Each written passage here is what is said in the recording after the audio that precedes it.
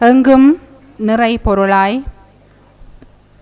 எப்பொருட்கும் அப்பாலாய் நீக்கமர நிறைந்திருக்கும் பரம்பொருளை மனம் மொழி மெய் பணிந்தேற்றி அரங்கம் நிறைந்த தமிழ் நெஞ்சத்தோர் அனைவரையும் வணங்கி மகிழ்கின்றேன். சங்கம் அமைத்து தமிழ் பங்கமில்லாது வளர அங்கத்தொரு அழகாய் கொழும்பு தமிழ் சங்கமது அரங்கில் நாமமதாய் மிளிர பங்களிப்பு செய்த பெருமகனார் அமரர் போ. சங்கரப்பிள்ளை பெருமகனார் அவர்தம் பணி போற்றி சிறக்கும் நினைவு பேருரை சீர் அரங்கிற்கு வருகை தந்திருக்கும் ஆர்த்தகலாத அறிஞர் பெருமக்கள், ஆன்றோர்கள், சான்றோர்கள், கல்வி செம்மல்கள், பெரியோர்கள் உங்கள் அனைவரையும் முந்தும் அன்பால் முட்டும் நினைவால் கவிநந்தா விளக்காக எம்முள் எரியும் எம் தமிழால் வணங்கி வரவேற்று மகிழ்கின்றோம். உயர் தமிழ் பற்றும் செந்தமிழ் புலமையும் சமுதாயத்தின் பால் நேயமுடன் நோக்கரிய நோக்கில் செயற்கரிய பணிபல செம்மையாக புரிந்தவர் அமரர் திரு போ. சங்கரப்பிள்ளை ஐயா அவர்கள். தமிழ் தெய்வமொழி, தமிழ் தெய்வமொழி உலகுள்ளளவும் நிலைக்கும் தமிழுக்காய் தொண்டாற்றியோரும் அங்கனமே அவ்வகையாய். அந்த வகையில் கொழும்பு தமிழ்ச் சங்கத்தில் இன்றைய நாள் கொழும்பு தமிழ்ச்சங்க முன்னாள் தலைவர் அமரர் சங்கரப்பிள்ளை அவர்களின் நினைவுகளை போற்றக்கூடிய திருத்தருணத்தில் அவருடைய திருவுருவ படத்திற்கு மலர் மாலை அணிவித்து நினைவுகளை கொள்ளக்கூடிய இத்தருணத்திற்காக நாம் அழைக்கின்றோம். அவர்தம் குடும்பத்தின் வாரிசுகளாக அம்மையார் மனோகரி ஜெயந்திரன் அவர்களையும் வைத்திய பெருமகனார் அசோகன் அவர்களையும் அன்பு பாராட்டி அரங்கிற்கு அழைக்கின்றோம்.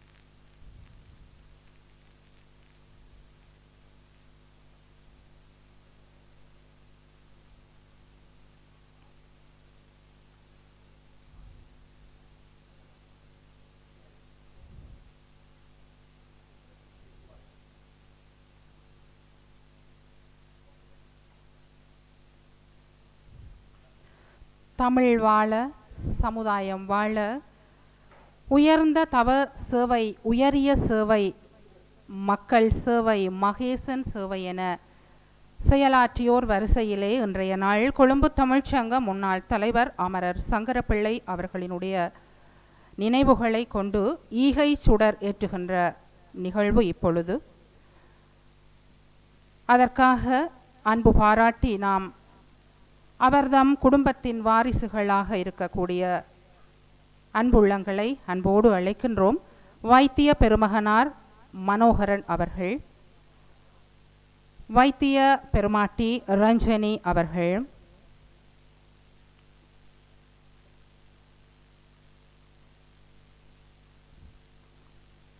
அம்மையார் சித்ரமாலி அவர்கள்,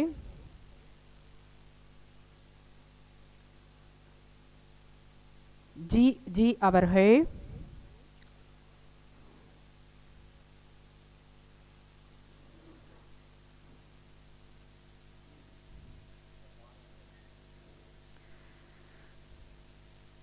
அம்மையார் அமிர்தவதி அவர்கள்,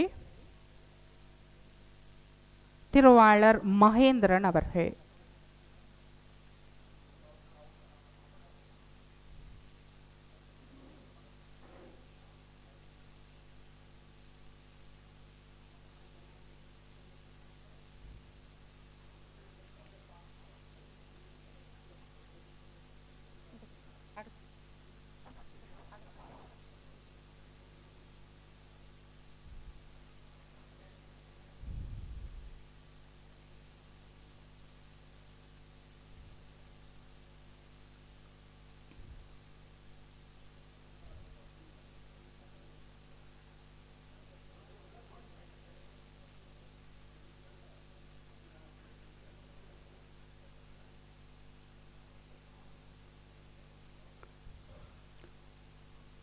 ஈகை சுடர் தன்னை இருகரத்தால் போற்றி செய்து விளக்கேற்றிய அனைவருக்கும் நன்றி கூறிக்கொண்டு, இன்றைய நாள் மங்களமாக மங்கள நன்னாளாக அமைவுறுவதற்காக திருமங்கல விளக்கேற்றல்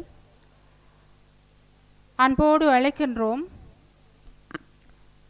கொழும்பு தமிழ்ச்சங்க முன்னாள் தலைவர் அமரர் சங்கரப்பிள்ளை அவர்களினுடைய புதல்வனார் வைத்திய பெருமகனார் மனோகரன் ஐயா அவர்கள்,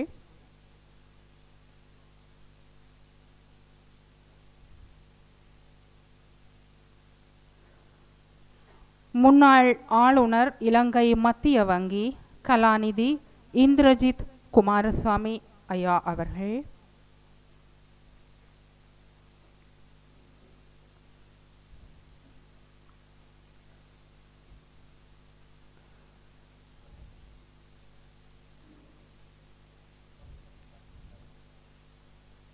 சட்டத்தரணியும் கொழும்பு தமிழ் சங்கத்தினுடைய தலைவருமாகிய திரு நடராஜர் காண்டிபன் ஐயா அவர்கள்,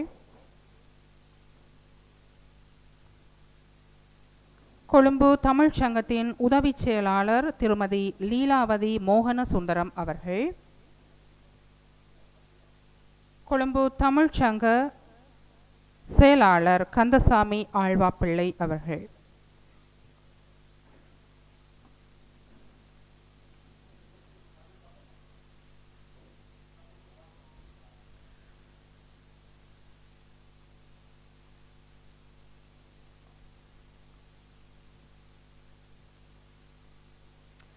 திருமங்கல விளக்கேற்றி சிறப்பித்த திருக்கரத்துடையோர் அனைவருக்கும் நெஞ்சார்ந்த அன்பினை சொரிந்து நன்றிகளை பாராட்டி மகிழ்கின்றோம். அடுத்து தமிழ் தாயை போற்றி செய்ப்பதற்காக அரங்கிலே திருமதி ஹம்சானந்தி தர்மபாலன் அம்மையார் அவர்கள்.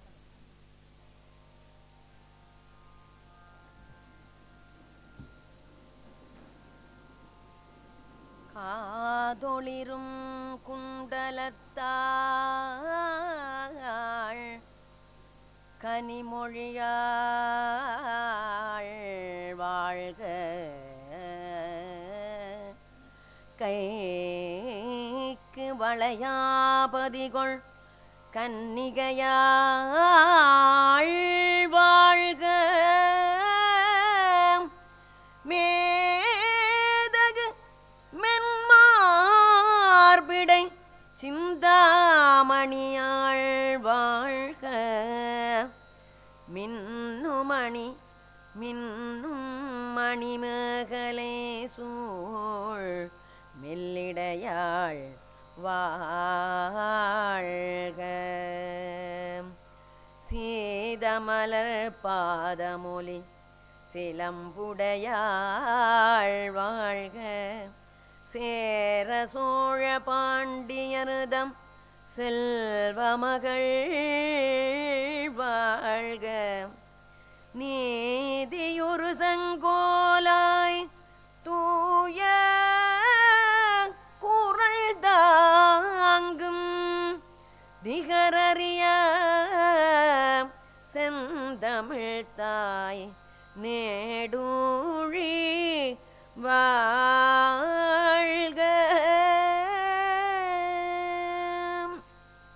வாழ்க நிரந்தரம் வாழ்க தமிழ் மொழி வாழிய வாழியவே வானமளந்தது அனைத்தும் அளந்திடும் வன்மொழி வாழியவே ஏழ்கடல் வைப்பினும் தன் மணம் வீசி இசை கொண்டு வாழியவே எங்கள் தமிழ் மொழி எங்கள் தமிழ் மொழி என்றென்றும் வாழியவே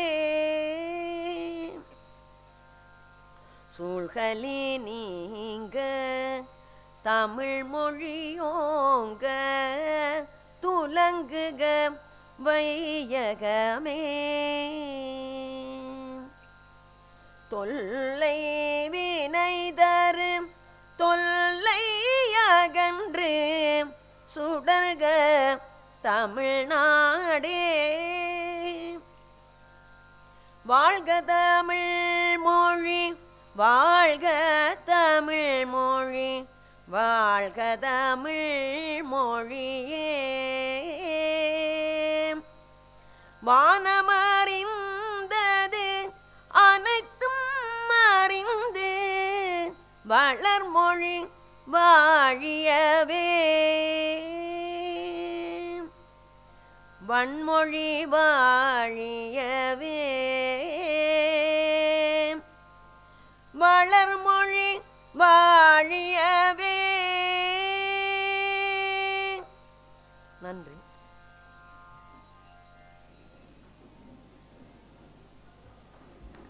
தமிழ்தாயை போற்றிசைத்த திருமதி ஹம்சானந்தி தர்மபாலன் அம்மையார் அவர்களுக்கு நெஞ்சார்ந்த நன்னை சொரிந்து நிற்கின்றோம்.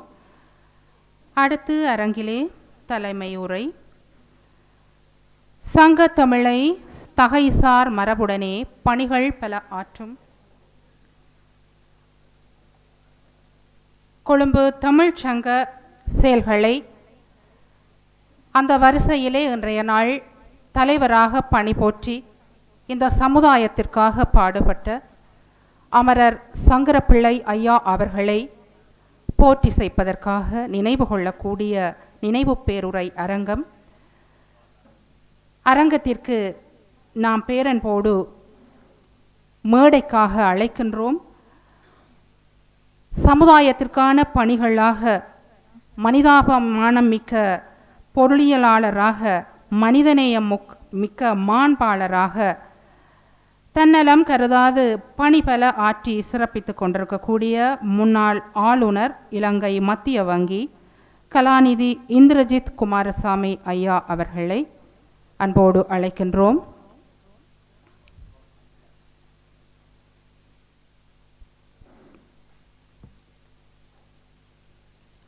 கொழும்பு தமிழ் சங்கத்தின் தகை நிகர் பணிகளை ஆற்றி கொண்டிருக்கக்கூடிய சட்டத்தரணி தலைவர் திரு நடராஜர் காண்டிபன் ஐயா அவர்களை அன்போடு அழைக்கின்றோம்.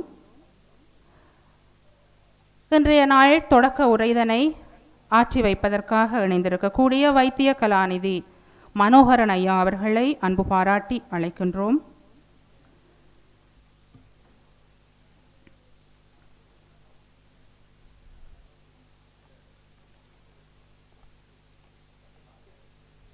வைத்திய பெருமகனார் நாகேந்திரம் ஐயா அவர்களை அன்பு பாராட்டி அரங்கிற்கு அழைக்கின்றோம்.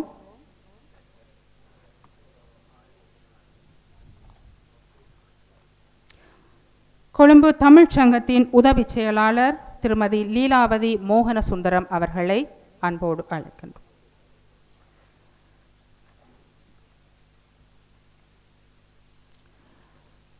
அரங்கிலே அடுத்து தலைமை உரை தமிழின் தகைசார் பண்பாக தமிழை சந்ததம் கலையாது நிறைவான பணியாக வாழ்வியலில் இட்டு செல்வதற்காக தனிகரில்லா பணியாற்றி கொண்டிருக்கக்கூடிய சட்டத்தரணியும் தலைவருமாகிய திரு நடராஜர் காண்டிபன் ஐயா அவர்கள் தலைமை உரையாற்ற இருக்கின்றார்கள். அவர்தம் பணி போற்றி அவர்களை கௌரவம் செய்து சிறப்பிப்பதற்காக எங்களோடு இணைகின்றார் வைத்திய கலாநிதி பெருமகனார் மனோகரன் ஐயா அவர்கள்.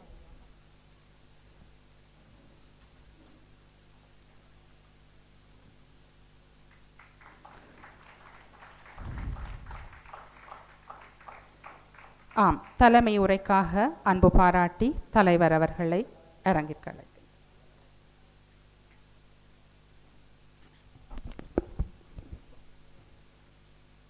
The Honorable guest speaker of our today's event, Dr. Indrajit Kumaraswamy, family members of the former President, late SANGARAPILLAI, council members, and the executive members of Colombo Tamil Sangam, distinguished guests, and my dear colleagues.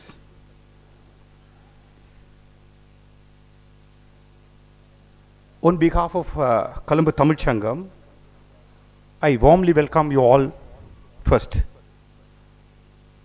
இன்றைய தினம் நாங்கள் கொழும்பு தமிழ் சங்கத்தினுடைய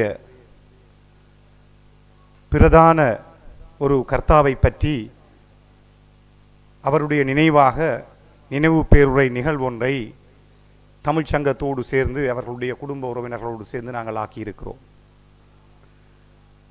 எங்களுடைய 80 வருட கால வரலாற்றிலே தமிழ் சங்கத்தினுடைய ஒரு முகமாகவும் முகவரியாகவும் தெரிந்து கொண்டிருக்கின்றவர் எங்களுடைய சங்கரப்பிள்ளை அவர்கள். சங்கரப்பிள்ளை அவர்களுடைய சொந்த ஊர் மாவட்டபுரம். மாவட்டபுரத்திலே இருந்து கொழும்பை நோக்கி தன்னுடைய கல்வி தகமைகள் மூலமாக உயர்வு பெற்று ஒரு பொருளாதார நிபுணனாக இருந்த ஐயா அவர்கள் 80களின் பிற்பகுதிகளிலே தமிழ் சங்கத்தினுடைய தலைமை பொறுப்பை ஏற்று சங்கத்தின் இருக்கையை அலங்கரித்த ஒருவர். 1913ஆம் ஆண்டிலே பிறந்த ஐயா அவர்கள் 1950ஆம் ஆண்டிலே எங்களுடைய சங்கத்திலே ஆயுட்கால உறுப்பினராக இணைந்து கொள்கிறார்.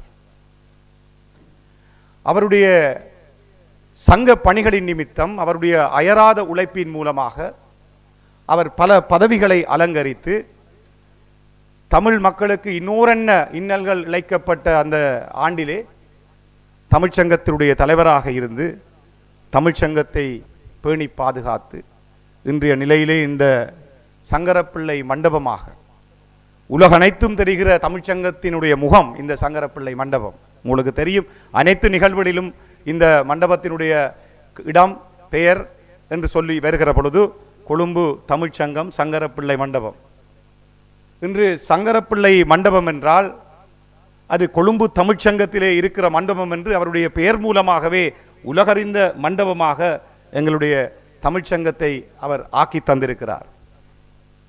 உங்களுக்கு தெரியும், தமிழ்ச்சங்கத்தினுடைய நூலகத்திலே நாங்கள் 70,000 புத்தகங்களுக்கு மேலான புத்தகங்களை நாங்கள் அங்கே கொண்டிருக்கிறோம். தமிழினுடைய மொழி பற்றிய ஆராய்ச்சியை செய்கின்ற அனைத்து தகுதிகளையும் கொண்ட ஒரு நூலகமாக அது இன்று ஆக்கப்பட்டிருக்கிறது என்று சொன்னால், அந்த நூலகத்துக்கான கட்டிட அமைப்பை முதலாம் மாடியிலே அமைத்து கொடுத்தவர்களும் சங்கரப்பிள்ளை ஐயா அவர்களுடைய குடும்பத்தினரும் சங்கரப்பிள்ளை ஐயா அவர்களுடைய வழித்தோன்றல்களும் தான். இந்த இடத்திலே திருவள்ளுவனுடைய குரலிலே இன்றைய காலத்திலே செய்கிற அந்த பொருள் கோடலிலே தக்கார் தகவிலார் என்பர் அவரவர் எச்சத்தால் காணப்படும் என்று சொன்னால், இன்று எச்சம் என்பதற்கு அவருடைய பணிகள், அவர் ஆற்றி சென்றிருக்கின்ற பணிகளையும் நாங்கள் பொருள் கோடல் செய்கிற பொழுது, கடந்த காலங்களிலே வள்ளுவனுடைய வார்த்தையிலே சொல்வதாக இருந்தால், அவர் இந்த சமூகத்துக்கு ஆற்றிய பணியின் மூலமாக அவருக்கு பிறந்த 4-5 ஆண் குழந்தைகளும் ஆண் பிள்ளைகளும் வைத்திய கலாநிதிகளாக உருவாகி இருக்கிறார்கள். 2 மகள்மாரையும் அவர் ஈண்டெடுத்திருக்கிறார். அந்த வகையிலே வள்ளுவனுடைய குரல் நெறி நின்று நிறை மொழி மாந்தர் பெருமை நிலத்து மறைமொழி காட்டிவிடும் என்று சொல்லுவார் வள்ளுவர். அந்த வகையிலே சங்கத்துக்கு முகமாகவும் முகவரியாகவும் இருந்து சென்ற சங்கரப்பிள்ளையை அவர்களை நாங்கள் வருடந்தோறும் நினைவு கொள்ளுகிற சம்பிரதாயம் எங்கள் மத்தியிலே இருக்கிறது. எந்த நிகழ்வும் சற்று பிற்போடப்படலாம் அல்லது எங்களுடைய கண்களிலே புலப்படாமல் அது தவறவிடப்படலாம். ஆனால் சங்கரப்பிள்ளையை அவர்கள் சங்கத்தோடு ஒன்றாக பின்னி பிணைந்த ஒருவர்.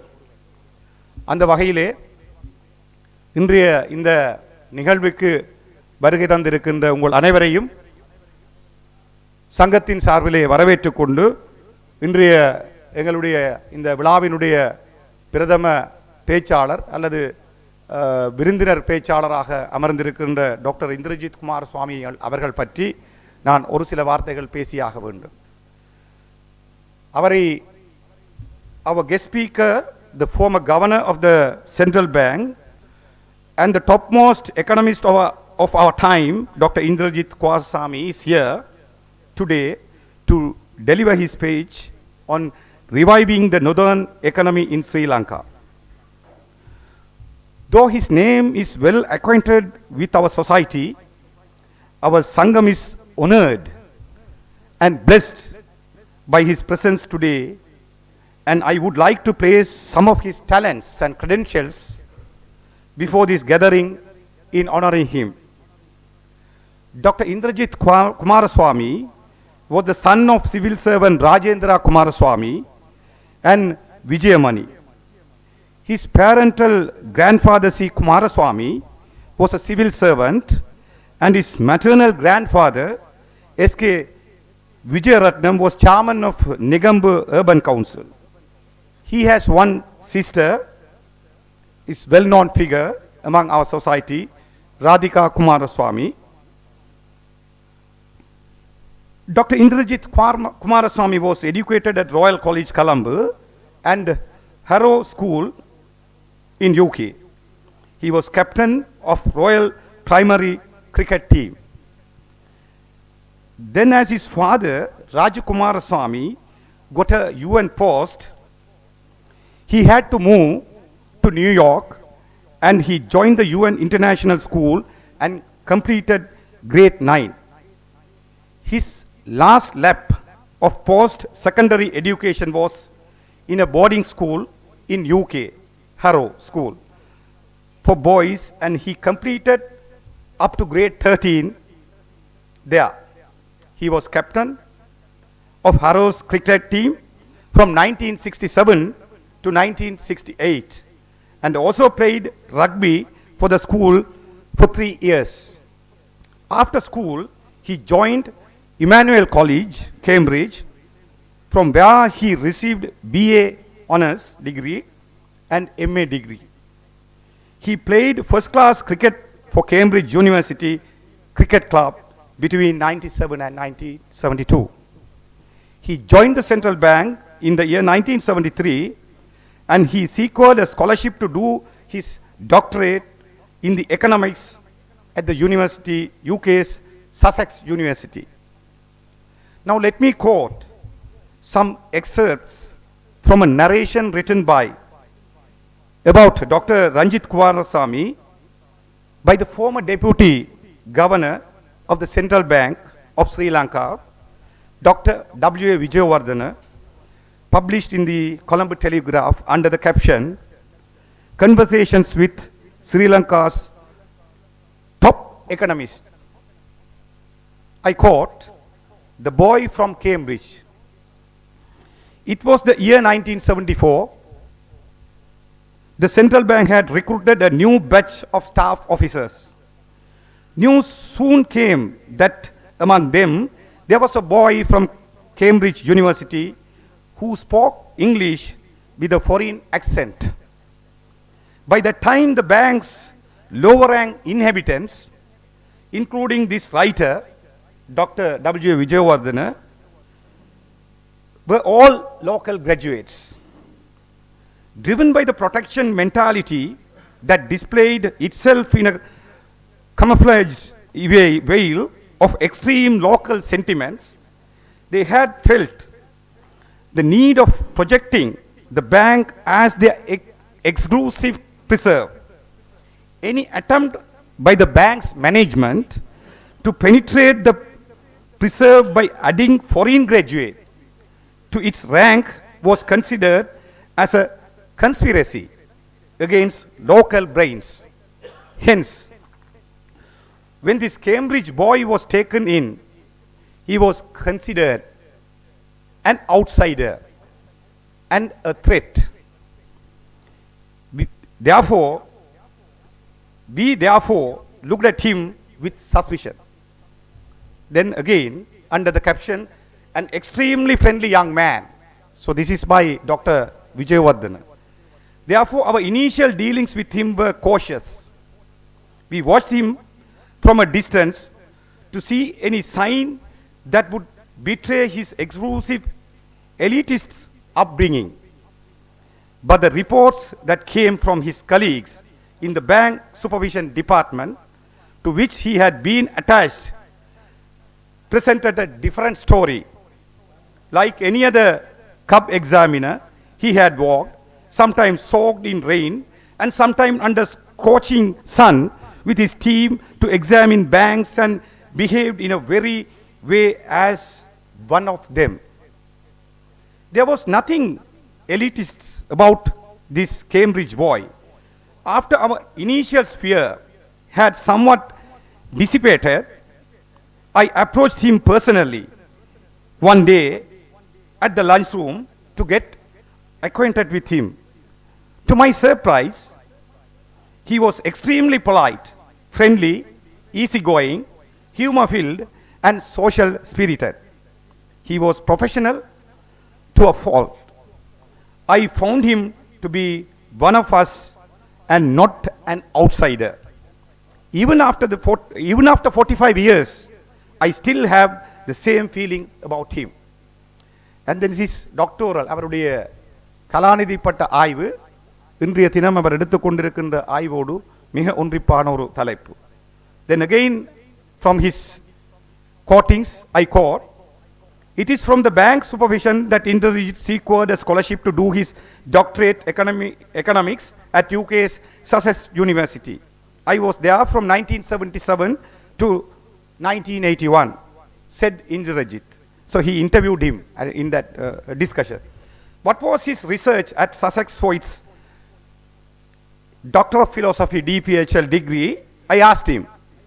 I did my research. His reply was, I did my research in unemployment and growth area, specifically concentrating on rural poverty in Sri Lanka. The findings of his research, or rather in quoted version, the finding of my research were contrary to what many believe, that rural poverty is caused by rural unemployment. There is a heavy underemployment in rural areas, but poverty is not due to unemployment, but due to low productivity and low income.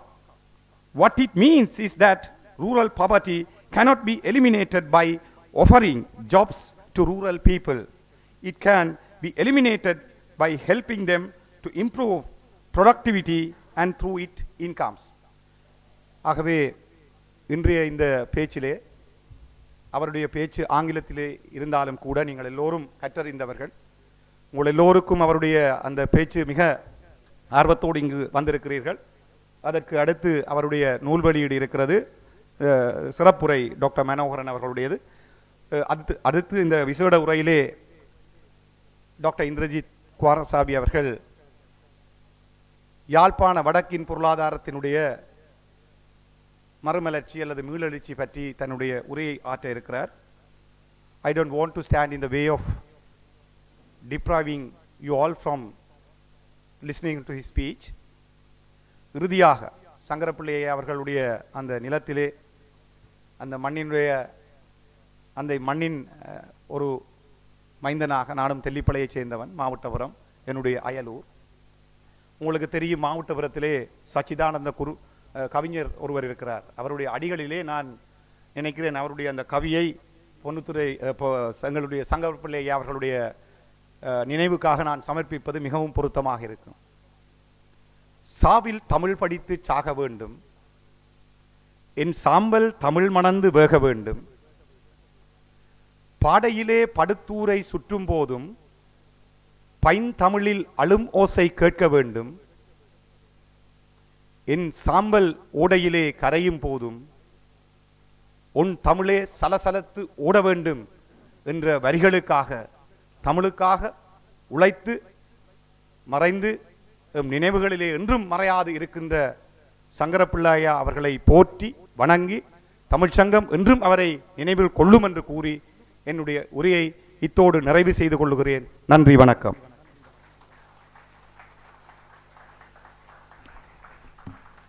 தகைசார் தலைமை உரையாற்றி சிறப்பித்திருக்கக்கூடிய சட்டத்தரணி கொழும்பு தமிழ்ச்சங்க தலைவர் திரு நடராஜர் காண்டிபன் ஐயா அவர்களுக்கு நன்றிகளை கூறி பாராட்டிக்கொண்டு அடுத்து அரங்கிலே தொடக்க உரை ஆற்றி வைப்பதற்காக வைத்திய கலாநிதி பெருமகனார் மனோகரன் ஐயா அவர்களை அன்போடு அழைக்கின்றோம்.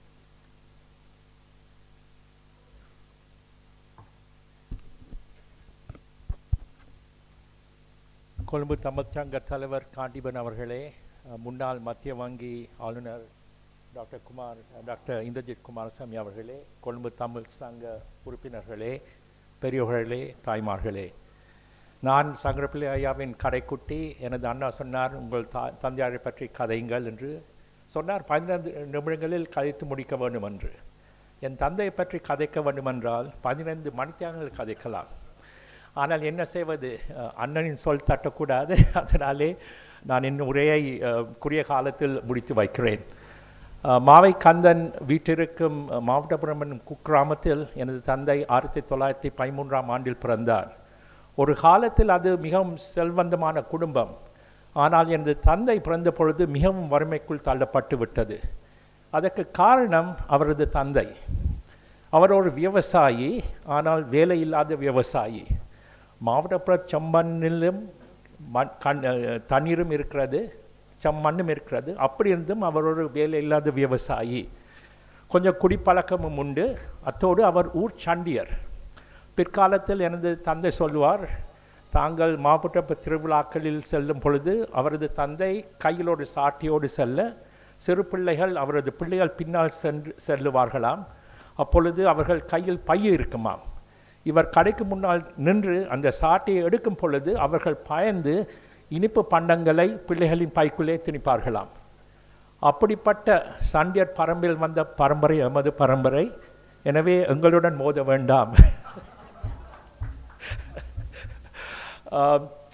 வீட்டில் ஒரே சண்டை. ஏனென்றால் தந்தைக்கு வேலை இல்லை, மாமனாரோடு சண்டை. மாமனார் சொன்னாராம், ஒன்று வேலை செய், இல்லாது வீட்டை வெளியேறு என்று. அவருக்கு குப்பென்று கோபம் வந்து விட்டது. ஏறினார், கப்பலில் சென்றார் சிங்கப்பூருக்கு. அங்கு 3 வருடமாக மாட்டு வண்டியை ஓட்டி காலம் காட்டினார். 1925ஆம் ஆண்டு காற்றில் வந்த செய்தி மாமனார் இறந்து விட்டார் என்று. அதிர்ச்சி அடையவில்லை, ஆனந்தப்பட்டார். உடனே கப்பலில் ஏறி யாழ்ப்பாணம் திரும்பி வந்தார். உங்களுக்கு எல்லாம் தெரியும், அந்த காலத்து யாழ்ப்பாண பெண்மணிகள் தங்கள் கணவனே கண்கண்ட தெய்வம் என்று போற்றுபவர்கள். இந்த காலத்து யாழ்ப்பாண பெண்மணிகள் அல்ல. ஸோ அவர் மனைவி தனது கணவருக்கு ஆராத்தி எடுத்து வீட்டுக்குள் அழைத்து வைத்து கொண்டார். 1926ஆம் ஆண்டு காலையில் அவரது மூத்த மகளுக்கு கல்யாணம் மாவட்டப்புறத்தில். பின்னேரம் தெல்லிப்பளை மாப்பிள்ளை வீட்டில் விருந்தோம்பல். ஊர் விருந்தோம்பல் என்றால் நிச்சயமாக மது இருக்கும். அவர் நன்றாக குடித்து விட்டு அடுத்த நாள் எழும்பும் பொழுது அவர் இறந்து கிடந்தார். அவருக்கு அப்பொழுது வயது 49 தான். அது இறந்தது குடினாலியா அல்லது அவர் ஊர்ச்சண்டியர் என்ற காரணத்தால் விஷம் வைத்து கொல்லப்பட்டாரா என்ற ஒரு சந்தேகம் இன்றும் இருக்கிறது. அந்த இறந்த வீட்டில் அவரது தாயார் வயிற்றில் அடித்து சொன்னாராம், நான் இப்பொழுது 4 மாத கர்ப்பிணி என்று. நேற்றைய முன்தினம்தான் மூத்த மகளுக்கு கல்யாணம். அதற்கு பிறகு எனது தந்தை 13 வயது. அதற்கு பிறகு 3 இளம் பெண்கள். இப்பொழுது 4 மாத கர்ப்பிணி. வீட்டில் அடுத்த வேளைக்கே வீட்டில் என்ன வழி என்ற நிலை அந்த வீட்டிற்கு. அப்பொழுது எனது 13 வயது தந்தை சொன்னாராம், தனது தந்தை இறந்த உடலுக்கு முன்னால் தன் தாயின் கையை பிடித்து அம்மா நீங்கள் ஒரு நாளும் பயப்படுகிறார்கள், நான் இந்த குடும்பத்தை பொருளாதார ரீதியாக நிச்சயமாக முன்னால் கொண்டு வந்து விடுவேன் என்று. அவர் சொன்ன அந்த வார்த்தை, அவர் 10 வருடங்களுக்குள் அந்த சத்தியத்தை நிறைவேற்றி வைத்தார். அதற்கு பிறகு சுழிபுரம் விக்டோரியா கல்லூரியிலும் அதற்கு பிறகு தெளிப்பாளையுள்ள யூனியன் கல்லூரியிலும் படித்து 23 வயதில் 4 பட்டங்களுக்கு பட்டதாரி ஆகினார். BA, BCom, BSc, MSc. இந்த 4 பட்டங்களும் லண்டன் யூனிவர்சிட்டியால் அளிக்கப்பட்டது. இந்த 4 பட்டங்களில் 3 பட்டங்கள் மிக தேர்ச்சி பெற்றார், ஆனர்ஸில் பாஸ் பண்ணி. அந்த 3 பட்டங்களும் பொருளாதார ரீதியான சம்பந்த பட்டங்கள், எக்கனாமிக்ஸ். அதற்கு பிறகு 1930 ஆண்டுகளில் அட்டர்னி ஜெனரல் ஆஃபீஸில் அவர் வேலை செய்ய தொடங்கினார். 1936 ஆண்டு யாழ் முழுவதும் மிகவும் கொடிய நோயான டைஃபாய்டு பரவி கொண்டிருந்தது. எனது தந்தை கொழும்பில் இருந்தபடியால் அந்த நோயிலிருந்து தப்பிவிட்டார். ஆனால் அவர் குடும்பம் முழுவதும் அந்த கொடிய நோயினால் பாதிக்கப்பட்டது. ஒரே நாளில் அவரது 3 இளம் தங்கைகள், 12 வயதிலிருந்து 17 வயது வரை இளம் தங்கைகள் செத்துவிட்டார்கள். பிற்காலத்தில் சொல்வார், அவர்களை அடக்கம் செய்வதற்கே தங்களிடம் காசு இருக்கவில்லை என்றும், மாவட்டப்புறத்தில் ஒவ்வொரு வீடும் படிப்படியாக வீட்டுக்கு ஏறி காசு கேட்ட பொழுது எல்லா வீட்டு கதவுகளும் மூடிவிட்டு என்று சொல்வார். 1938 ஆண்டு எனது தந்தை எனது தாயை மனம் புரிந்தார். எனது தாய் ஒரு மிகவும் செல்வந்த குடும்பத்திலிருந்து வந்தவர். அவரது தாப்பனார் ராங்கூன் பர்மாவில் ஒரு மிக சிறந்த வழக்கறிஞர். இன்று கூட நீங்கள் ராங்கூனுக்கு சென்றால் அவர் எழுதிய பல புத்தகங்கள், குறிப்பாக புத்திஸ்ட் லா புத்தகங்கள் இன்றும் கூட ராங்கூனில் யூனிவர்சிட்டியில் பாடமாக போட்டப்படுகிறது. அவருக்கு கோபம் வந்து விட்டது. நான் ஒரு செல்வந்தன், என் மகளை கொண்டு போய் ஒரு வறியவனுக்கு கல்யாணம் முடிக்கிறீர்கள் என்று. இருந்தாலும் அவரது மாமியார் சொன்னாராம், ஒரு குடும்பத்தில் ஒரு திருமணத்தில் பணம் முக்கியமில்லை, ஒரு மாப்பிள்ளையின் குணமும் அவனும் படிப்பும் தான் முக்கியம் என்று சொல்லி 1938 ஆண்டு எனது தந்தை எனது தாயாரை மனம் புரிந்தார். 1943 ஆண்டு ஈழத்தமிழருக்கும் இலங்கைக்கும் காமன்வெல்த்துக்கும் ஒரு மிக சிறந்த வருடம். அந்த வருடம் தான் எனது தந்தை லண்டன் யூனிவர்சிட்டியால் கொடுக்கப்பட்ட லண்டன் இன்ஸ்டியூட் ஆஃப் டிரான்ஸ்போர்ட் என்ற பரீட்சையை பாஸ் பண்ணினார். அவர்தான் காமன்வெல்த்திலேயே முதலாக அந்த பரீட்சையை பாஸ் பண்ணினவர். இன்று கூட இந்த பரீட்சையை பாஸ் பண்ணியவர்கள் ஒரு சிலர் தான் இலங்கையிலும் உலக நாட்டிலும் இருக்கிறார்கள். அதை பாஸ் பண்ணிய பின் அவர்தான் இலங்கையின் முதல் போக்குவரத்து பொருளாதாரர், டிரான்ஸ்போர்ட்டேஷன் எக்கானமிஸ்ட்னு சொல்வார். அவர்தான் ஸ்ரீலங்காஸ் ஃபர்ஸ்ட் டிரான்ஸ்போர்ட்டேஷன் எக்கானமிஸ்ட். 1958 ஆண்டு உங்களுக்கெல்லாம் தெரியும், பண்டாநாயக்க அரசாங்கம் சிங்களத்தை படி அல்லது வலியர் என்று சொல்லிய காலம். 5 பட்டங்களை பெற்றவருக்கு சிங்களம் படிப்பதில் ஒரு கஷ்டம் இருந்திருக்காது. ஆனாலும் சிங்களவன் தனது மொழியை தமிழ் மொழிக்கு திணிப்பதை எதிர்த்து தன் தாய் மண்ணின் மீது இருந்த பற்று காரணமாகவும் தனது தமிழ் மொழி மீது இருந்த பற்று காரணமாகவும் தனது பதவியை துச்சமென மதித்து ராஜினாமா செய்தார். அவர் ஓரிரு வருடங்கள் இருந்திருந்தால் போக்குவரத்து சபையின் நிரந்தர காரதியாசி ஆகியிருக்கலாம். அப்பொழுது வீட்டில் 7 குழந்தைகள். நாங்கள் வாயில் வெள்ளிக்கரண்டியுடன் பிறந்த குடும்பம் அல்ல, நாங்கள் மேலோங்கிய குடும்பமும் அல்ல, எலிட் குடும்பம் என்று சொல்வார்கள். மாதம் வருகிற பணத்தை வைத்துத்தான் நாங்கள் குடும்பத்தை ஓட்டி கொண்டிருந்தோம். எனது தாயாரிடம் கூட அவர் சொல்லவில்லை தான் தனது பதவியை ராஜினாமா செய்வார் என்று.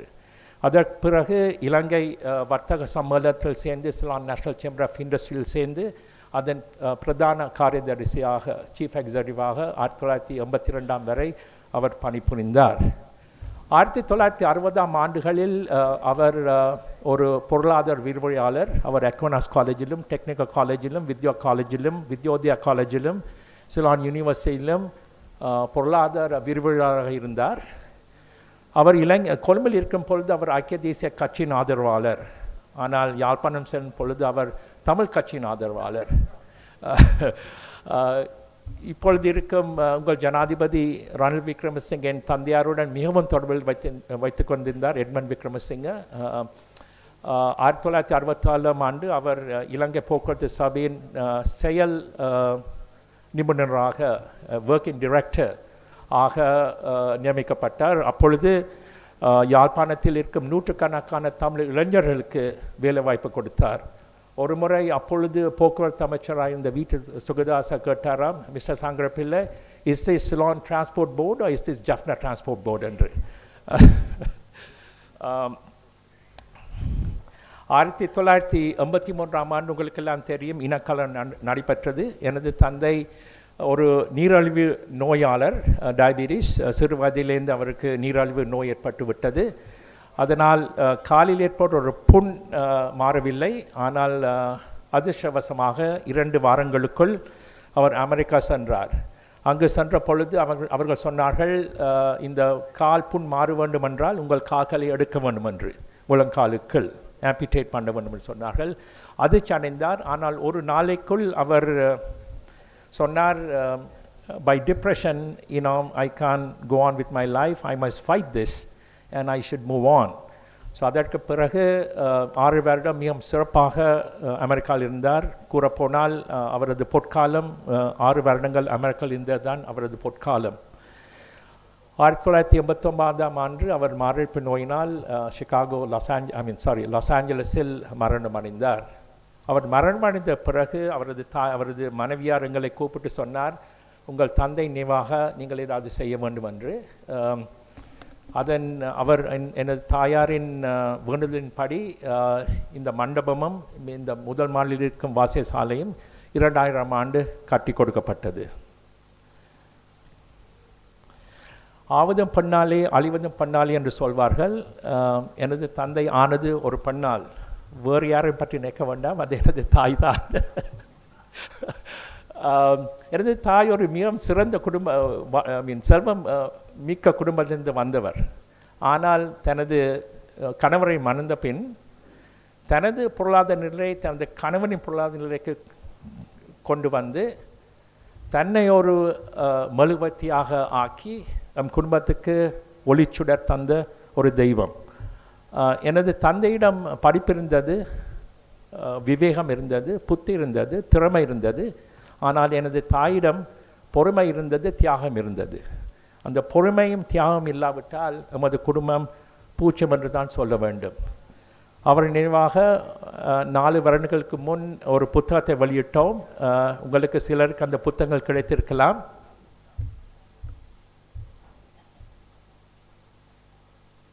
அம்மா த ஜேர்னி என்ற புத்தகத்தை நான் வெளியிட்டேன். உங்களுக்கு உறவினர்களுக்கு யாராவதுக்கு வேண்டுமென்றால் என்னிடம் இந்த பிரதியை பெற்றுக்கொள்ளலாம். நமது குடும்பம் இந்த தமிழ் சங்கத்துடன் மிகவும் தொடர்பு உள்ளது. இது கொப்பு தொடர்பு என்று தான் சொல்ல வேண்டும். உங்கள் சங்கத்தில் ஒவ்வொரு 2 வருடமும் ஒரு தலைவர் வருகிறார்கள். இருந்தாலும் நமது குடும்பம் இந்த சங்கத்துடன் மிகவும் தொடர்பு கொண்டுள்ளது.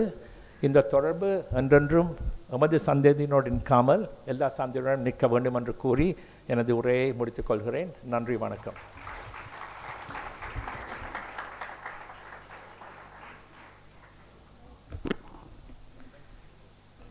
மண் பற்றி, மாவட்டபுரம் பற்றி, ஊர் பற்றி சுவை பற்ற தொடக்க உரை செய்து, ஒருவர் வளர்ச்சி படி பற்றி, சண்டையின் சுவை பற்றி தொடக்கி அருமருந்தன்ன உரையாக பல செய்திகள் அடங்கலாக இன்னமுத தொடக்க உரை தந்த வைத்திய கலாநிதி பெருமகனார் மனோகரன் ஐயா அவர்களுக்கு நன்றி கூறி இன்னும் சில செய்திகளை நம்மோடு பகிர்ந்து கொள்வதற்காக மீண்டும் அன்போடு அழைக்கின்றோம். சோமேசன், ஓகே, ஒரு நிமிஷமா வாங்க.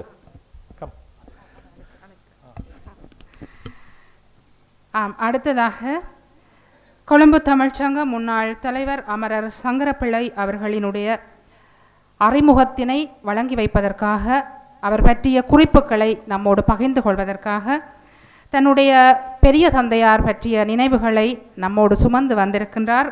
55 ஆண்டுகள் இலங்கையை விட்டு புலம்பெயர்ந்து வாழ்ந்தாலும், ஆஸ்திரேலியா மண்ணில் வாழ்ந்தாலும், அவருடைய அருமருந்தன நினைவுகளை நம்மோடு பகிர்ந்து கொள்வதற்காக மதிப்பார்ந்த ஐயாத்துறை சோமேசன் ஐயா அவர்களை அன்போடு அழைக்கின்றோம்.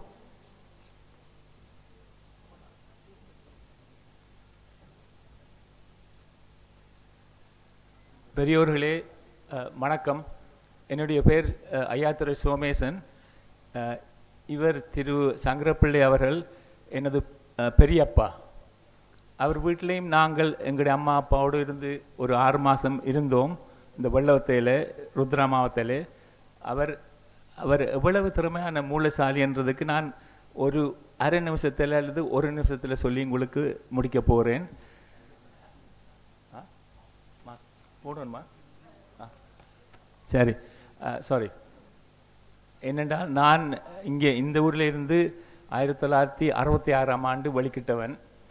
சீமைக்கு போய் படித்து அங்கே பட்டம் பெற்று பிறகு ஐக்கிய நாடுகளுக்கும் ஆசிய அபிவிருத்தி சங்கத்துக்கும் வேலை கொண்டிருக்கிறேன். இப்போது ஆஸ்திரேலியாவில் இருக்கிறேன். நான் அங்கு சீமைக்கு போய் படித்து பட்டம் பெற்ற போது அங்கே எனக்கு கொஞ்சம் கண் திறந்தது. அதுக்கு முன்னால் கண் திறக்கோ இல்லை. பின்ன அங்கே சில பல விதமான புத்தகங்களை பற்றி அறிந்து வாசித்து அதன் கருத்துக்களை அறிந்தேன். அதிலே ஒரு விசேஷமான ஒரு புத்தகம் எனக்கு விருப்பமாக இருந்தது. நீங்களும் கேள்விப்பட்டிருப்பீர்கள். நிக்கோலோ மக்கியவேலி அவர் சொன்னது, அவர் எழுதியிருந்த புத்தகம் த பிரின்ஸ் அண்டு, அது பொலிட்டிக்கல் ஃபிலாசபி. அதை நான் படித்து எனக்கு மிகவும் விருப்பமாக இருந்தது.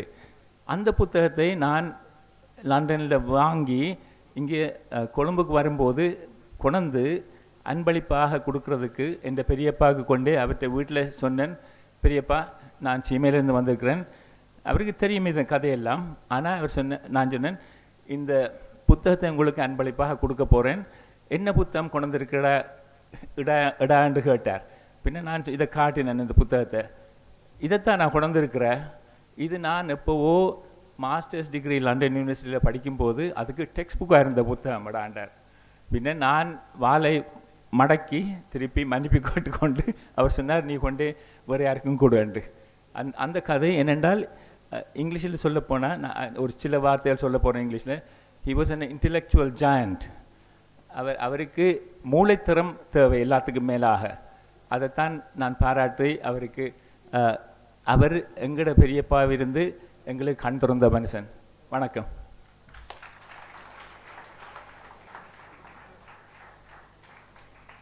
தன்னுடைய பெரிய தந்தையாரினுடைய நினைவுகளோடு தன்னுடைய அந்த அன்பின் குறிப்புகளை எங்களோடு பகிர்ந்து சென்றிருக்கக்கூடிய மதிப்பார்ந்த ஐயாத்துரை சோமேசன் அவர்களுக்கு நன்றிகளை கூறிக்கொண்டு, அடுத்து அரங்கிலே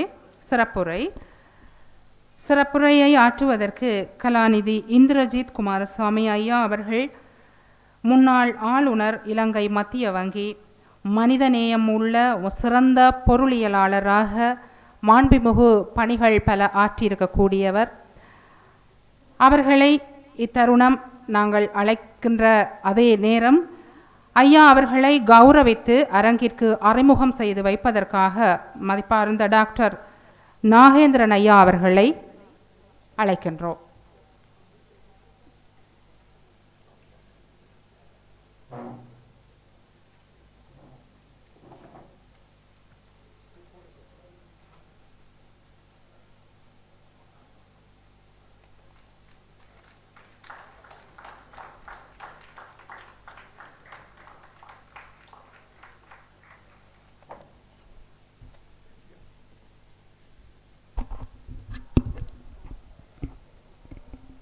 President Kandiman, thank you for making my speech much easier in introducing Indrajit.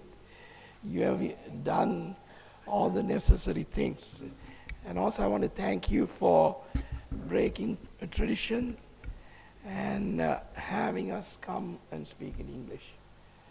You had this annual lecture for the past 20 years and it's always been in Tamil. So I thank you for this. Because of the crisis, we felt that it was best to have Dr. Kumarsi come and speak in English.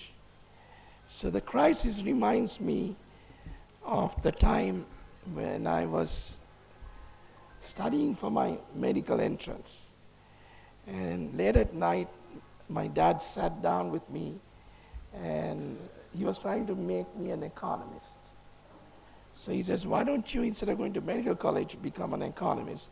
He already had two of his older sons in medical school, so it was, his wish.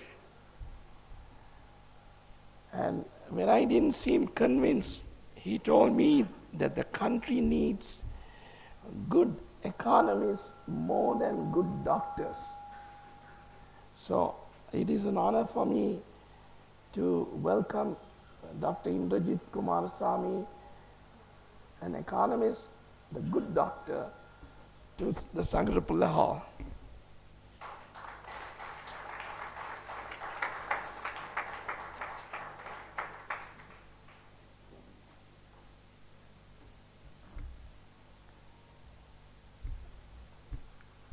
Welcome, good evening.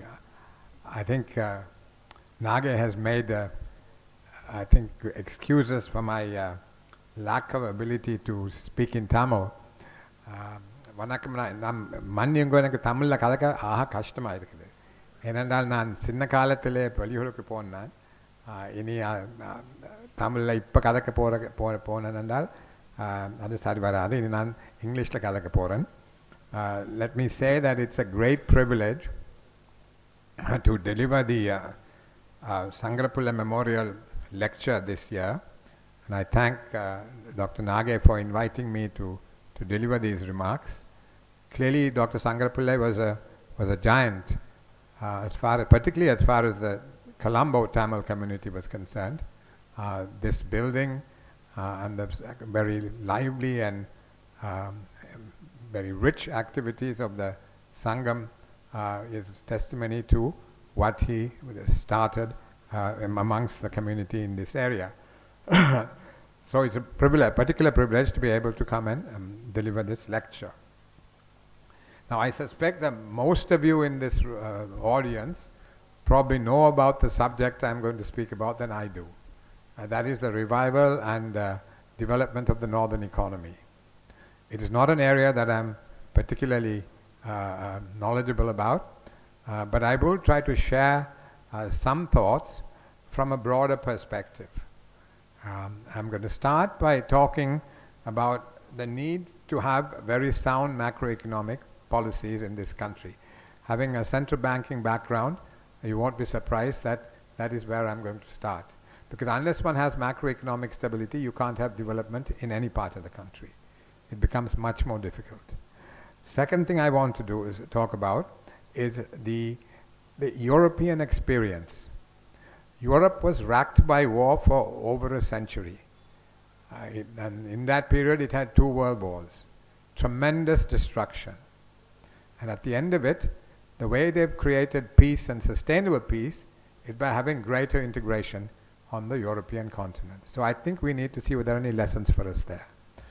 The third area I'd like to focus on is integration with India. India is booming. It is expected to be the fastest growing large economy in this decade, and see whether that opens up opportunities for Sri Lanka as a whole, but particularly for the north, which is very well positioned to take advantage of the particular dynamism that is currently being experienced in the 5 southern states of India. And finally, I want to share some thoughts about specific things that could be done in the northern province. So what about sound macroeconomic policies? At the time of independence, Sri Lanka was second to Japan on most socio-economic indicators. The regression we've experienced since then, in my view, is to a significant extent caused by macroeconomic stress. And the main cause of that macroeconomic stress has been the government's budgetary policies. The government's budgetary policies have been afflicted by a toxic combination of populist politics and an entrenched entitlement culture amongst all of us as the people of Sri Lanka. And those 2 phenomena have fed off each other in a kind of negative feedback loop and have dragged us down. So we need to break that cycle in order to progress. So, unless one breaks that cycle, unless one has more sound fiscal management of the economy, And also, over the last 40, 50 years, the fiscal indiscipline and the effects of that fiscal indiscipline have been compounded by fiscal forbearance in monetary policy. The central bank was too ready to print money to finance the government's deficit. It was too ready to have what we call financial repression, that is to force interest rates down to find cheap money for the government. That is not really the business of the central bank. It was dominated by the politicization that has taken place of the central bank over the last many years. But that is what is now, the hope is that this will be changed by the new Central Bank Act. So we have to break out of that, this kind of rather constraining compulsions that come from this macroeconomic stress that the country has experienced over almost from the time of independence. In fact, a famous British economist, Professor Joan Robinson from Cambridge, came to Sri Lanka in 1959. And she said, you Ceylonese, it was Ceylon then, you Ceylonese have eaten the fruit before you planted the tree. That is what had happened, really. We had all these welfarist policies and we consumed, but we didn't have increased productivity and produce and have sufficient real growth in the economy that the people of the country could sustain. So what do we do about this? There are two measures that I think are going to be part of the government's policies going forward. One is there's a Fiscal Management Responsibility Act, which was actually enacted about 2002 or 2003. It sets certain targets for the government's debt and the government's deficit. And there's a timeline within which these targets have to be reached. But every time we come close to the end of the timeline, Parliament extends the deadline. So it's utterly ineffective, the law. It lacks teeth. So I hope that the Fiscal Management Responsibility Act will be given more teeth by making sure that any amendment to it, any extension of the deadline, requires a special majority in Parliament. That you can't do it with a simple majority, but you have to do it with a 2/3 or maybe even a 75% majority. Because otherwise, this continuous fiscal profligacy is likely to continue. I don't see our politicians learning any lessons, even in this crisis. One sees that their behavior hasn't really changed very much, which is very concerning. So I think we need to tie our hands by having clear frameworks for making fiscal policy and monetary policy and embedding it in the law. So one thing to do is to strengthen the Fiscal Management Responsibility Act by embedding the primary surplus as a clear target. That is, the government's total revenue must exceed total expenditure minus interest payments. If you achieve that, you do not add to the debt stock. You are able to meet the current year's expenditure out of the current year's revenue. If you do not do that, you are constantly going to get into the debt problem. So that's one that should be part of the targets in the Fiscal Management Responsibility Act, and any changes to it, in extending deadlines, etc., should require a special majority in Parliament. Ideally 75%, I think, not even more than 2/3, because this has been such a problem for us. We need to make it very difficult for our political masters to be as indisciplined as they have been over the last many years. And on the central bank side, the central bank is put under enormous pressure to print money, to keep interest rates down, for the government to get cheap money. And of course, if you keep interest rates lower than they should be in terms of the overall macroeconomic dynamics, then you have too much credit, too much money creation, and inflation. So one, stop the central bank from investing in the primary market for treasury bills, and two, move away from this financial repression by setting interest rates through market determination. So that's in a nutshell what I feel should be done in terms of strengthening macroeconomic policy making and attacking what has been the main cause, in my view, for our regression from the lofty position that we enjoyed in Asia at the time of independence. Now, the second theme I mentioned was the EU project, the formation of the European Union. Now, of course, things that work in one part of the world will not necessarily work in another part of the world. And things that work at a particular time in history will not work necessarily in another time in history. But still, I think we need to have an open mind and examine things that have happened elsewhere to see whether there are any lessons there for us to learn. Now, as I said, Europe went through more than a century of war, almost continuous war in Europe. And the main theater of war was between France and Germany. And there were two world wars and the terrible destruction that they wrought in the European continent and globally. So at the end of the Second World War, Charles de Gaulle, the president of France, and Konrad Adenauer, the president of Germany, got together and decided one way to avoid war, to put an end to war on the European continent, was to find ways and means of integrating the European economies more and more. Their thesis was that if economies are integrated, people will not go to war against each other. So this is something we need to think about as well. Are there ways and means of integrating the northern economy with the rest of the Sri Lankan economy? Will that help? You can have supply chains in agriculture, supply chains in fisheries, supply chains in terms of IT and BPO. So there are various ways in which you can link the northern and southern economies, and if those linkages are strong and sustainable, then I suspect the prospects of having lasting peace and reconciliation would be greater, in my view. So that's something we need to think about. And that doesn't mean that one gives up some of the issues that are still live. Issues in terms of the implementation of the 13th Amendment, the missing persons, reparations. These are all things that should continue to be talked about. But I think there's a bigger picture one should have one's eyes on, and that is to see how one integrates the various parts of Sri Lanka, north and south, east and west, etc. Greater integration will give great, in my view, a sustained basis for peaceful development of the whole country.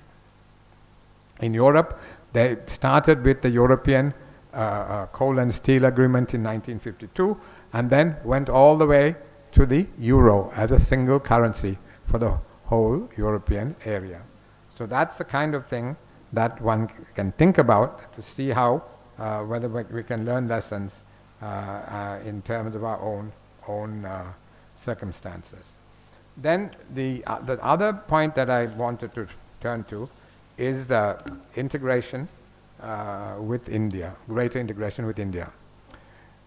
And this is not just for the northern province, it's for the whole of Sri Lanka. I think if we want to get out of the situation we are in now, if one option that is there for us to take as a country, and the north has a particular advantage because of proximity to India, but for the whole country, there is the prospect of really latching on to what is happening in India. So what is happening in India?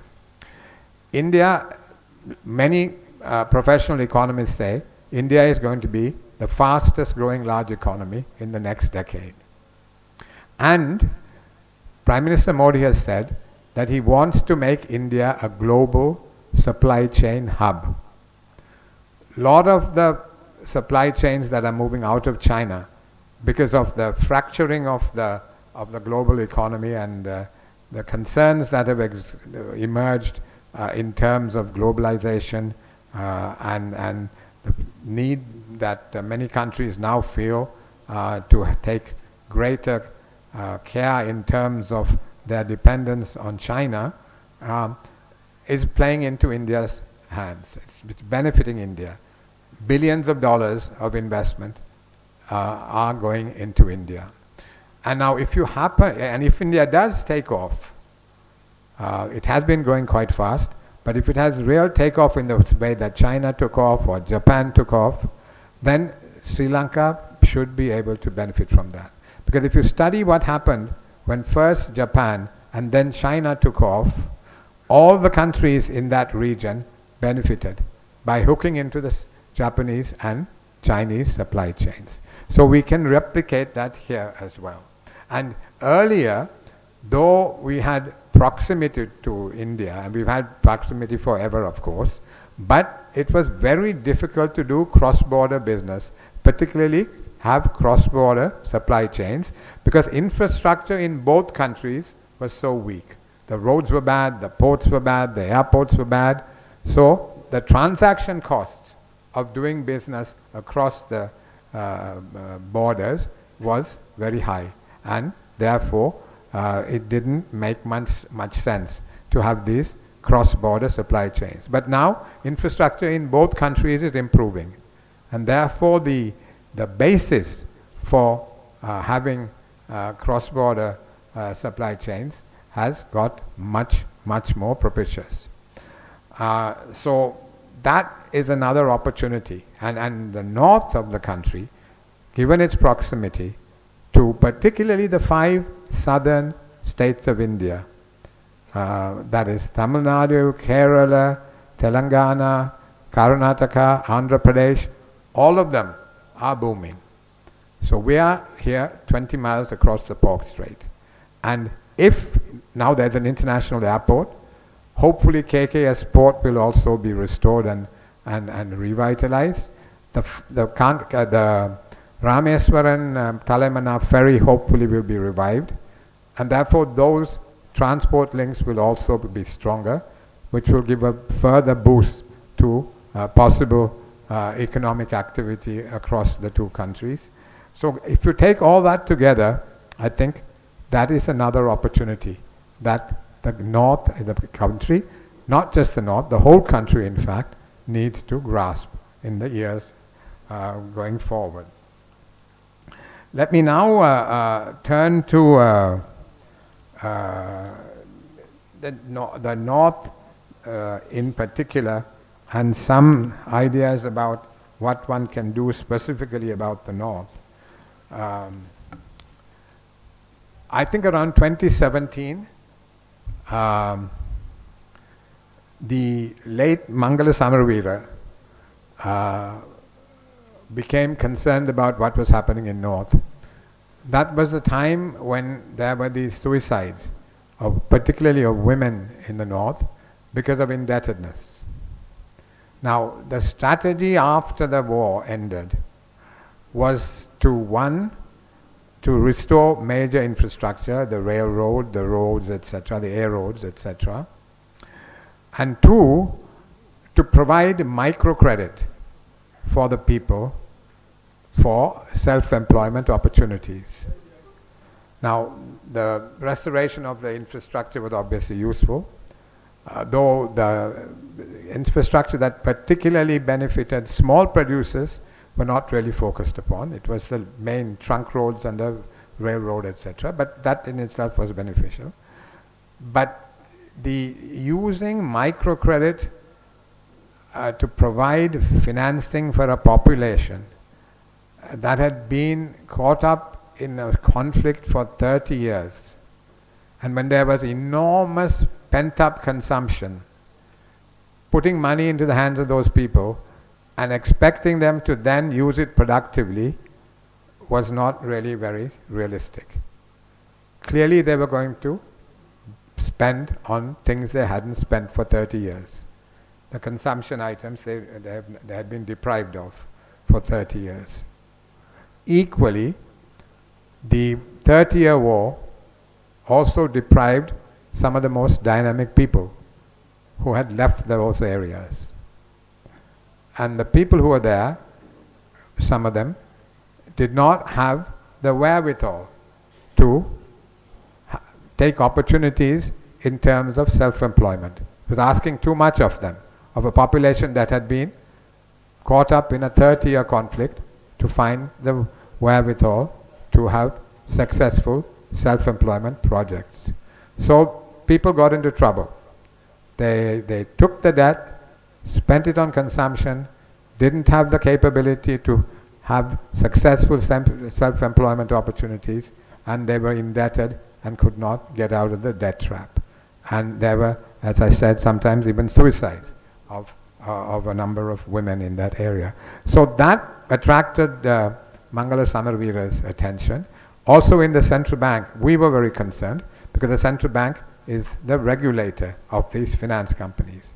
And we wanted to see what we could do to do things better, so that that kind of problem did not persist. So with that, there was an interest that was particularly focused upon the north. And also at that time, Dr. Ahilan Kadirgama came and spoke to us at the central bank and with the minister, and he put together a team of 5 eminent Jaffna-based academics and really thinkers. They were some of the professionals. I would put them as 5 eminent professionals, and they developed a framework for development for the northern province. This framework was then presented by Mangala Samarveera to the donor community, and this was in 2019, and the donor community was very interested, and they wanted the framework fleshed out into projects and programs which they could support. But of course, the government changed, and sadly, Mangala Samarveera is no more.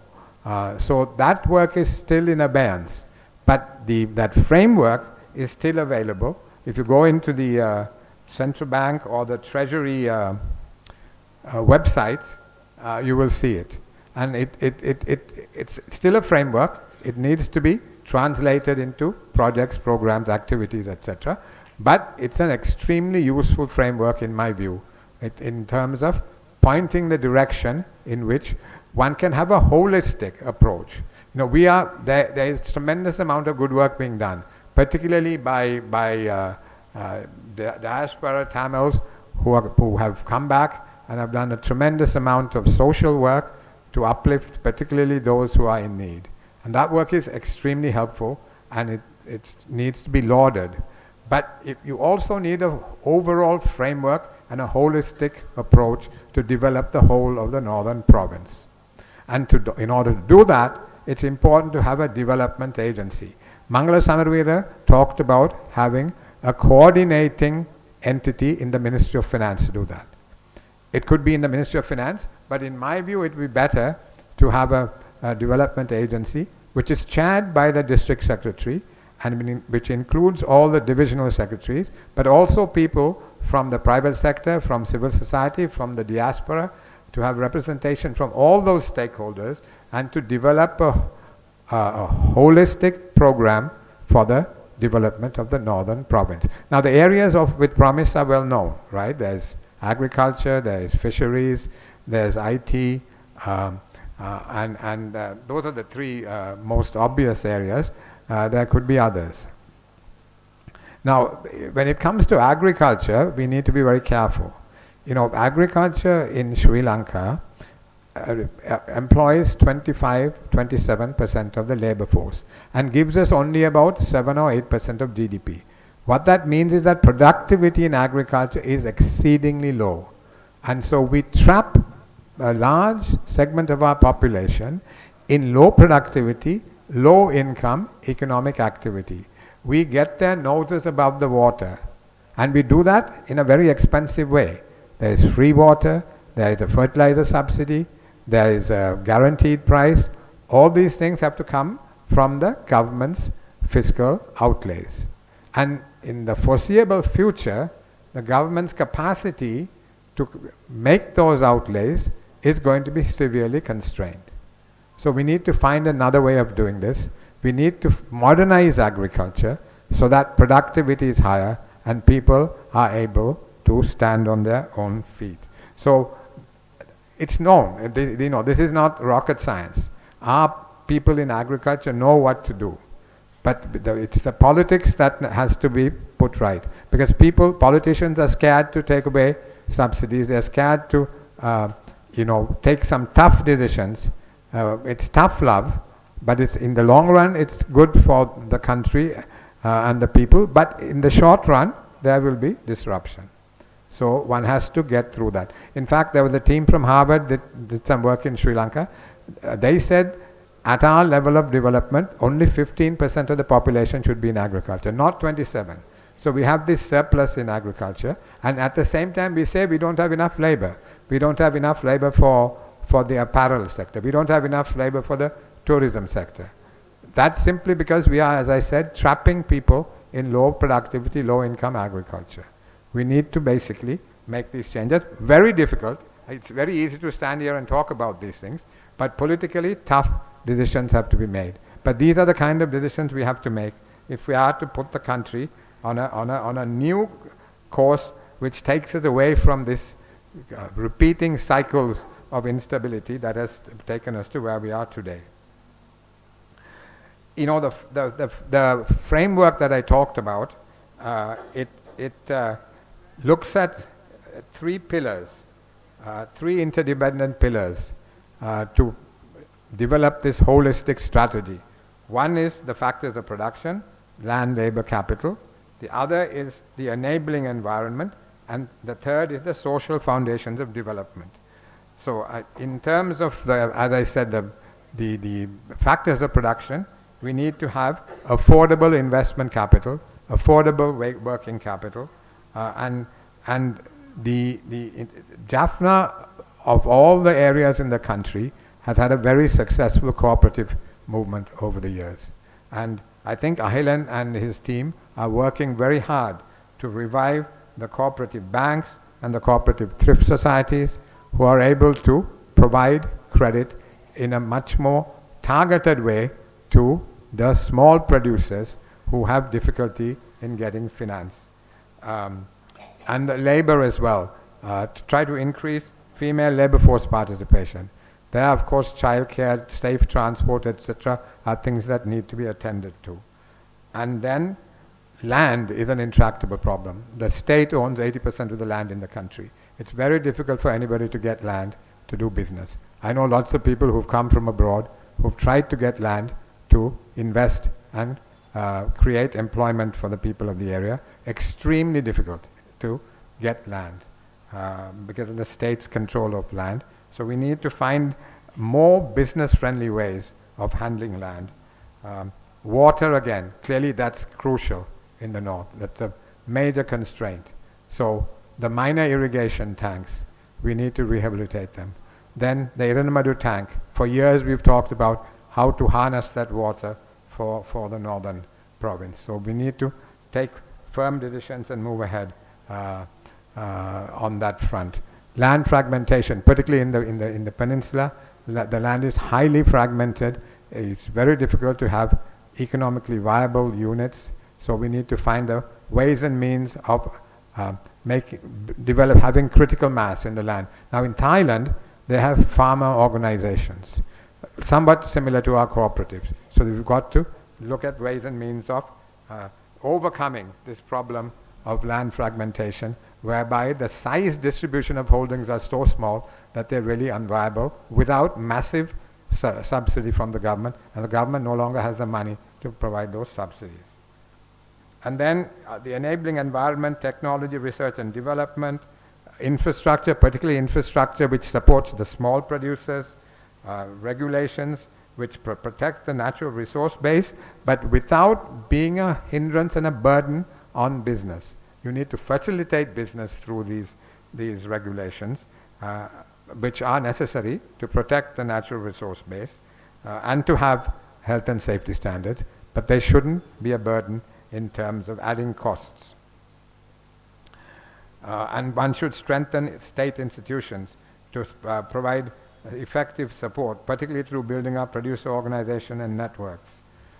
Markets to develop local, regional and international supply chains. When it comes to SMEs, there are 4 areas where you need to intervene and look after. One is training at the beginning. so that the people have the wherewithal and the knowledge to undertake economic activity through their SMEs. The second is inputs. They need to be able to obtain the inputs for their economic activity. Third is financing, affordable financing. And the fourth, and affordable financing not by financial repression and forcing interest rates down artificially, but by having sound macroeconomic framework which actually gives you a low interest rate naturally by having the kind of stability in the system. But the most intractable problem is marketing. You know, if you clear the marketing channel, everything else falls into place. If you have a way of marketing your product, you'll get the financing you need. You can go and buy the inputs, you can get training, etc. You need to clear marketing, you need to create supply chains. For that, you need these various kind of centers.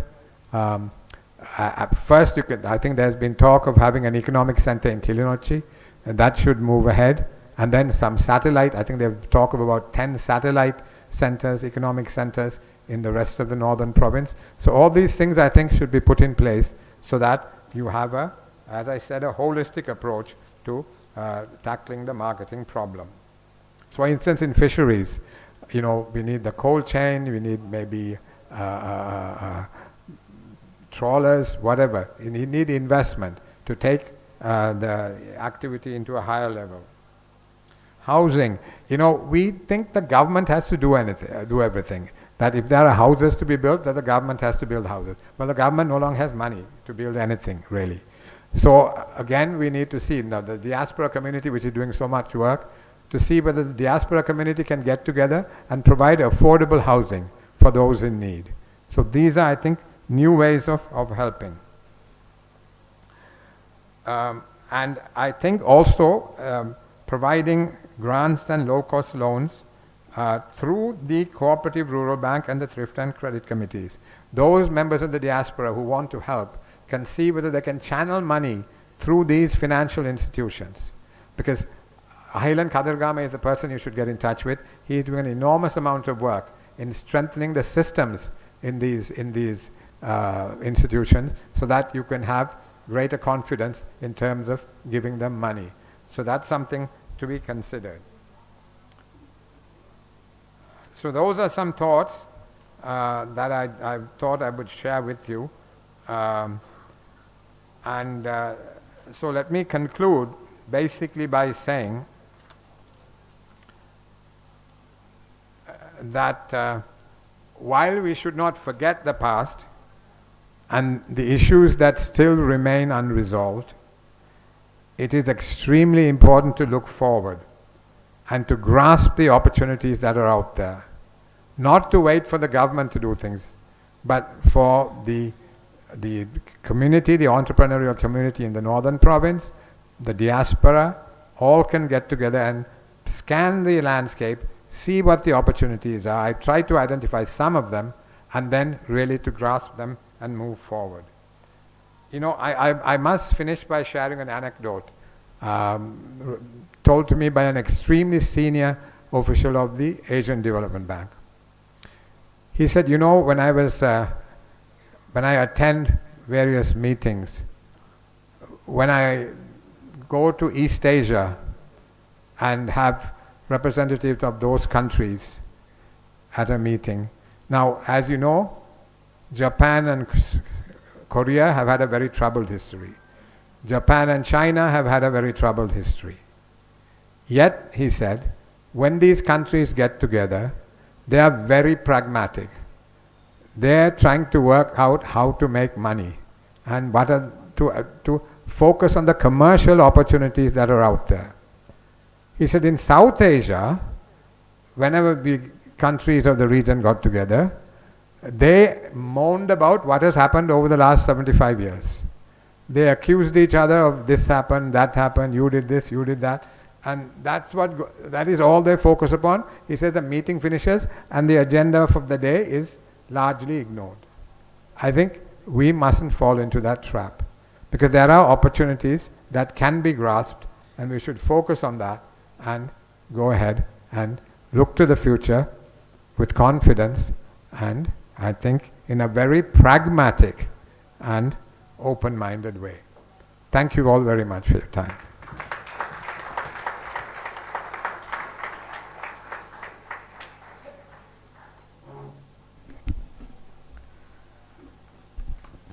அறிவின் ஆளுமையால் பண்பின் சிகரமாய் இலங்கையின் பொருளாதார புத்துயிர் குறித்த நன்றென சிறப்பு செய்த நிலையில் நல்லதாம் நனிநல்ல உரை செய்திருக்கக்கூடிய முன்னாள் ஆளுநர் இலங்கை மத்திய வங்கி கலாநிதி இந்திரஜித் குமாரசுவாமி ஐயா அவர்களுக்கு அரங்கு சார்பாக நிறைந்த நனி நன்றிகளை கூறி மகிழ்கின்றோம். அடுத்து அரங்கிலே நூல் வெளியீடு. இந்த நூல் வெளியீட்டு நிகழ்விதனை நடாத்தி வைப்பதற்காக இப்போது ஒலிவாங்கியினை வைத்திய கலாநிதி பெருமகனார் மனோகரன் ஐயா அவர்களிடம் கையளிக்கின்றேன்.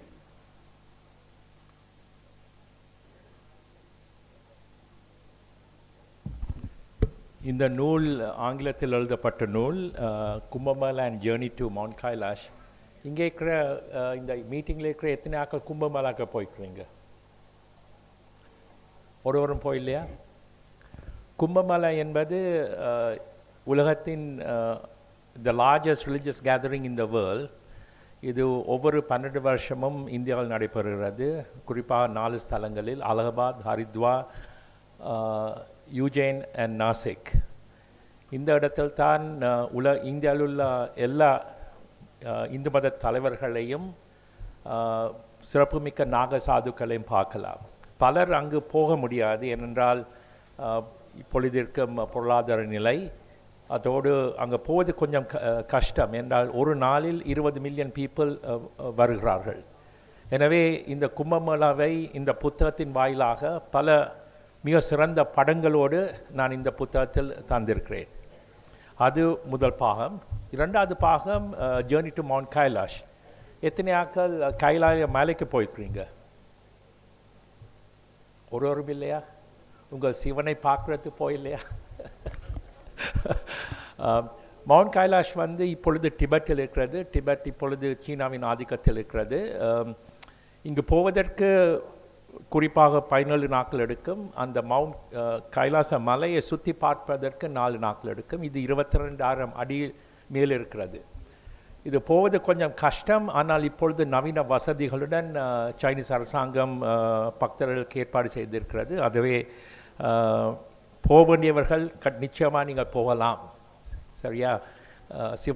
சிவனை பார்த்து சிவனை தரிசிக்கலாம். அந்த ஜேர்னியை பற்றியும் இந்த புத்தகத்தில் எழுதியிருக்கிறது. கடைசியாக இந்து மதத்தை பற்றி எழுதியிருக்கிறேன். ஏனென்றால் இந்து மதம் ஒரு வெரி காம்ப்ளிகேட்டட் சப்ஜெக்ட். பல புத்தகங்கள் இருக்கிறது, பல கடவுள்கள் இருக்கிறார்கள். அதையெல்லாம் சுருக்கி உங்களுக்கு நல்ல வடிவாக தந்திருக்கிறேன். இந்த புத்தகம் இலங்கையில் முதலாவதாக தடை செய்யப்பட்ட புத்தகம். ஓகே, இந்த புத்தகத்தை இந்தியாவிலிருந்து இலங்கைக்கு கொண்டு வரும் பொழுது சுங்க அதிகாரிகள் இதை தடை செய்தார்கள். ஏன் தடை செய்தார்கள் என்றால், நாங்கள் இந்து மதத்தை போற்றி அவர்கள் மதத்தை கீழே இறக்குறார்களாம், நாங்கள் மதவாதிகளாம். இந்த புத்தகம் வந்து பௌத்த மதத்தை பற்றி கதைக்கவில்லை, இந்து மதத்தை பற்றியும் கதைக்கவில்லை. இது ட்ராவல் ஜேர்னி என்ற சம்பந்தப்பட்ட புத்தகம். பிறகு அவர்களோடு சண்டை பிடித்து அதற்கு ஒரு வரிப்பணம் கட்டி இந்த புத்தகத்தை சுங்கத்தினக்கிலிருந்து எடுத்தது. எனவே இது மிகவும் சிறந்த புத்தகம். பல நூற்றுக்கணக்கான புகைப்படங்கள், கும்பமேளாவின் புகைப்படங்கள் இருக்கின்றன. வெளியில் இந்த புத்தகம் வந்து ஒரு 20,000 ரூபாய்க்கு விற்கிறார்கள். ஆனால் நான் பப்ளிஷரோட சண்டை பிடித்து இலங்கையின் பொருளாதார நிலை சரியில்லை என்று சொல்லி அவருடைய கால்களை பிடித்து கைகளை பிடித்து இந்த புத்தகம் 800 ரூபாய்க்கு இன்று விலைப்படுகிறது. இந்த புத்தகத்தை வாங்கினால் நீங்கள் எனது தந்தை எழுதிய 2 புத்தகங்கள், சைவ சித்தாந்தம் இங்கிலீஷ் எழுதினது, தமிழ் எழுதி அப்புறம் இங்கிலீஷில் மொழிபாய்த்தது, அதோடு ஆஃப்டர் டெத், மரணத்துக்கு பின்னர் புத்தகம், 2 புத்தகம் இலவசமாக கொடுக்கப்படும். எனவே புத்தகங்களை வாங்குபவர் வெளியில் அதை வாங்கலாம். இந்த முதல் பிரதியை முன்னாள் ஆளுநர் டாக்டர் இந்திரஜித் குமாரசாமிக்கு அளிக்க விரும்புகிறேன்.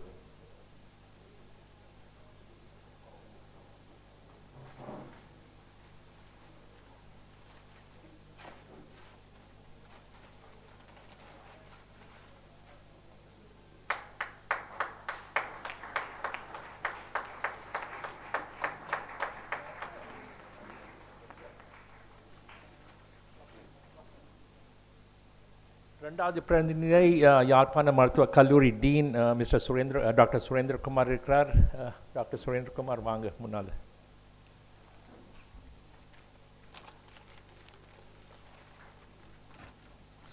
எங்களுக்காக அவர் மிகவும் பிஸியால் எங்களுக்காக வேலைப்பாழ்வின் காரணம் இருந்தாலும் யாழ்ப்பாணத்திலிருந்து கொழும்புக்கு வந்து எங்களை கௌரவித்ததற்கு நன்றி டாக்டர் சுரேந்திரகுமார்.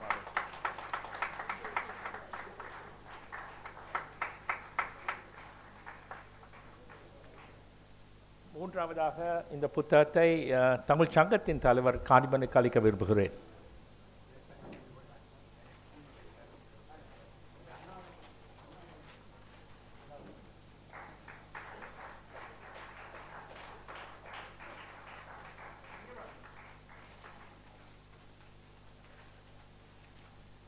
இந்த புத்தகங்கள் அங்கு விற்கப்படுகின்றன. பிரதிகள் கொஞ்சம் குறைவாகத்தான் இருக்கிறது, எனவே வேண்டுபவர்கள் வேண்டலாம்.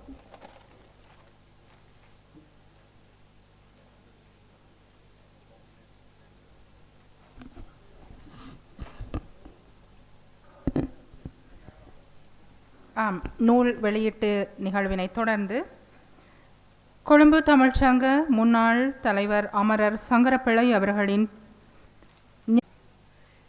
நற்றாமரை கயத்தில் நல்லெண்ணம் சேர்ந்தாற்போல் கற்றோரை கற்றோரே காமுறுவர் என்ற அவையின் முயற்சிக்கு ஏற்ப எமது தமிழ்ச்சங்கத்துக்கு பொருத்தமான மனிதநேயமுள்ள சிறந்ததொரு பொருளியலாளராக விளங்கும் எமது மத்திய வங்கியின் முன்னாள் ஆளுநர் கலாநிதி இந்திரசித் குமாரசாமி அவர்களை கௌரவித்து அவரது சிறந்த உரையை அனைவரும் செவிமடுக்க வைத்தமை போற்றுதற்குரிய விடயமாகும்.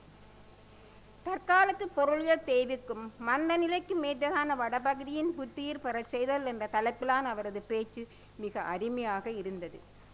ஆம், அந்த வகையில் மத்திய வங்கியின் அவர் காலப்பகுதியில் பணிபுரிந்தும் பின்பு ஆளுநராக வந்த பின்பு ஓய்வூதியர் சங்கம் சார்பில் ஓய்வூதியம் சம்பந்தமான பிரச்சனைகளை கொண்டு சென்று நல்ல முடிவுகளை பெற்று மகிழ்ந்தவள் நான். அந்த வகையில் தமிழ்ச்சங்கம் இந்த சந்தர்ப்பத்தில் எமது ஆளுநருக்கு நன்றி கூற வாய்ப்பு தந்தமையை எனது பாக்கியமாக கருதுகின்றேன். ஆம், தமிழ்ச்சங்கத்தின் சார்பில் அன்புக்கும் மதிப்புக்கும் உரிய கலாநிதி இந்திரசித் குமாரசாமி அவர்களுக்கு வணக்கத்துடன் கூடிய எனது நெஞ்சம் நிறைந்த நன்றிகளை சிறன் சாத்தி தெரிவித்துக் கொள்கின்றேன். இந்த விழா சிறப்பாக நடைபெற அரும்பணி புரிந்தமைக்கும் நூல் வெளியீட்டை சிறப்பாக நடத்தி வைத்தமைக்கும் வைத்திய கலாநிதி சான மனோகரன் அவர்களுக்கும் அவரது குடும்பத்துக்கும் நன்றி கூற தலைமைப்படுத்துகிறேன். மேலும் சிறப்பு பிரதிகளை பெற்றுக்கொண்ட அனைவருக்கும் நன்றிகள். நிகழ்ச்சியை சிறப்பாக தொகுத்து வழங்கிய எமது சகோதரி திருமதி சுபாஜினி பிரணவன் அவர்களுக்கு அன்பார்ந்த நன்றிகள். வீடியோ ஒளி நேரலை ஒளிபரப்பு செய்த வெள்ளவத்த வீடியோ விளசம் ஸ்தாபனத்திற்கும் எங்களது இதயபூர்வமான நன்றிகள் உரித்தாகட்டும். புகைப்பட புளிப்பாளர் திரு சுரேந்திரன் அவர்களுக்கும் எமது நன்றிகள். நிகழ்ச்சிகளை அச்சடித்து உதவிய முகாமத்துவ அலுவலர்களுக்கும் எனது இதயம் கனிந்த நன்றிகள். மேடை அலங்காரம், மண்டப ஒழுங்கமைப்புகள் மற்றும் சிற்றுண்டி தேநீர் வழங்குதல் போன்றவற்றை சிறப்பாக மேற்கொண்ட அலுவலக உதவியாளர் திரு கி ஜெயராம் அவர்களுக்கும் மற்றவர்களுக்கும் எனது அன்பான நன்றிகள் உரித்தாக்கட்டும். இறுதியாக இந்த சபையோர் அனைவருக்கும் இவ்வளவு நேரமும் நின்று இந்த நிகழ்ச்சியை பார்த்து எங்களுக்கு இந்த நிகழ்ச்சி அலங்கரித்தமைக்கு, சபையை அலங்கரித்தமைக்கு மிக்க நன்றிகள். நன்றிகள்.